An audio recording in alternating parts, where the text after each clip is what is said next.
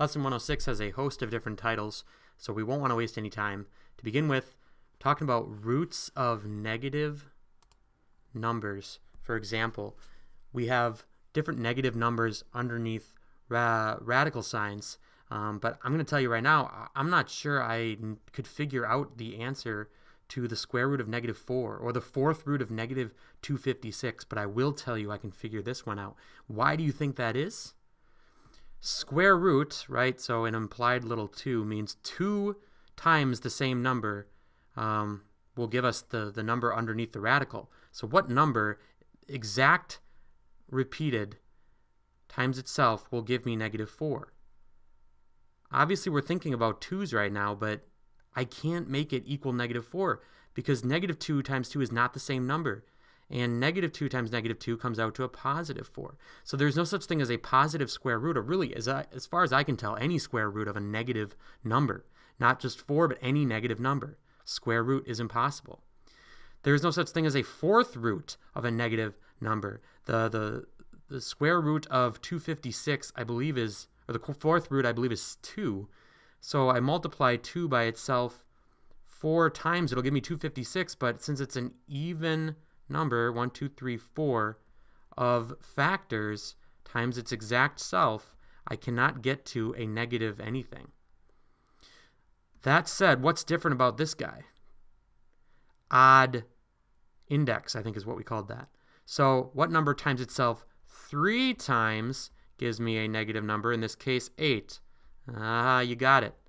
Negative 2 cancels out. Positive, who cares? I've got one more negative. So an odd number will work. Talking about negative exponents. You've worked with negative exponents with scientific notation before. You learned that 1.5 times 10 to the negative 3 really just means move your decimal point to the left and use zeros as placeholders like so.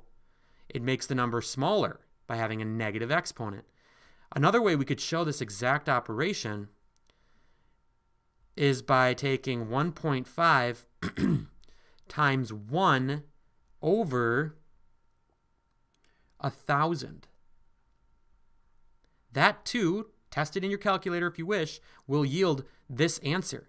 It will move the decimal point over twice. It's just showing it in a fraction form. Therefore, you can figure it all out, but negative exponents just mean flip the number into the denominator. Whatever is the numerator, create the reciprocal. In this case, it's 10 to the negative 3 being the reciprocal of 10 to the positive 3. Let's try this as a practice. What if I told you 1 over 4 and the denominator had a negative 2 exponent? Take what you just learned and apply it. What should this be? What's the reciprocal? 4 to the second over 1, but we don't really have to care about the 1 anymore. It's become a whole number. And notice the last part that people sometimes forget. After I've done that, you need to get rid of the negative number. When it gets back up here, that means we've assessed it. Otherwise, you've changed the number. You want to turn this back into a negative exponent. It flips back to the bottom, but don't forget it now is a negative squared, which means it's a smaller.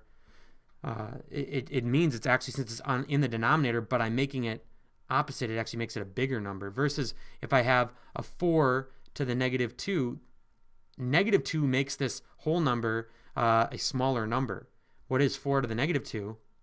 It's 1 over 4 squared, or 1 over 16.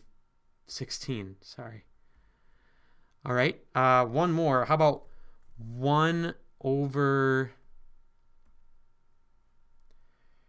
negative 2 in parentheses, remember how that works, to the negative 4.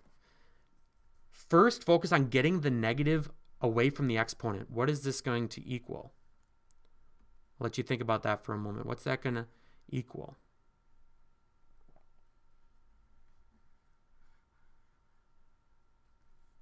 You got it? First, flip it up to the top. So we have a negative 2 still over 1, to the 4. But don't forget, now I've assessed my negative. It's gone. Now what's negative 2 times itself? 4 times. think that was 256. No. 2 times 2 is 4. It's 16. So if we go back to this slide, sorry, this would have been 4 times itself 4 times, right? You caught me. You knew. Is 256. But positive. Rewind. Last part of the lesson. It seems simple, and it will be right now, but someday you might forget this lesson. And then there are algebra students, not to name any names, who always forget this. Any number, no matter what it is, to the 0 power is a positive. Read it again. Positive 1. Yes, that means if x is negative 1,000, you plug it in and put it to the 0, it's a positive 1, no matter what it is. So you'll find it in a series of factors, and it can basically be dropped off when a factor, because 1 changes nothing when multiplying.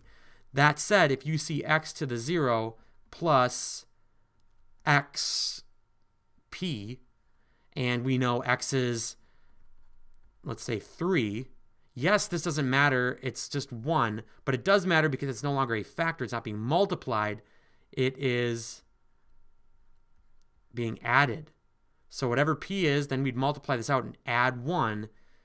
But multiplying x to the 0 times p, you really don't need to care about this because no matter what, p is just going to be multiplied by 1. Multiplying by 1 doesn't change anything. You want to learn why to the 0 means a positive 1 no matter what?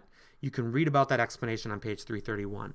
What I need from you are B, D, and F and a problem set for tomorrow. A reminder that this particular lesson will be viewed again tomorrow with our visitors so they get a chance to see what does a video lesson look like simultaneous with me teaching a different class. So please be patient and watch this one more time as review. I really appreciate your cooperation and your hard work. Best of luck on these practice problems.